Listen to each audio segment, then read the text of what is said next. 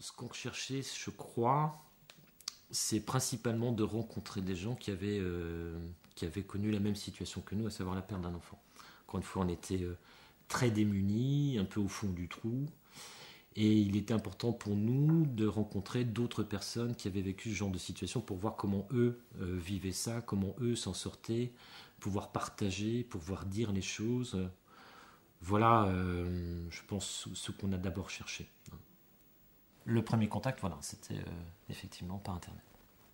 J'ai vu une émission de télévision dans laquelle Annick Ernaux, qui avait fondé Apprivoiser l'absence, parlait des groupes d'entraide Apprivoiser l'absence, et que je me suis dit que c'était ça qu'il me fallait. Et je suis allée la rencontrer et je suis rentrée dans un groupe.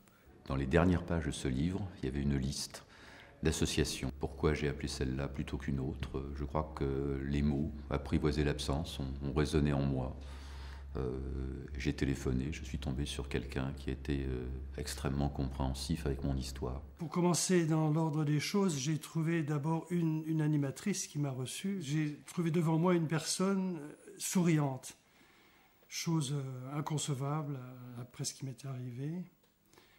Et j'ai adhéré, j'ai eu une entière confiance. Apprivoiser l'absence est né pour moi d'une belle rencontre, de deux choses, je dirais. De la façon magnifique dont nos amis ont toujours su nous manifester leur amitié après la mort de notre fille, avant et après la mort de notre fille, et ont accepté de reparler encore et encore et encore de Géraldine avec nous sans se lasser. Et la deuxième chose, ça a été une belle rencontre avec Jean Montbourquette. Jean Montbourquette est un Québécois qui a initié au Québec les groupes d'entraide pour les personnes en deuil. Et Jean nous a formés à cette animation, expliqué les objectifs et les raisons d'être et comment tout cela pouvait aider. Et en 92 est apparu à Paris le premier groupe d'entraide pour parents en deuil.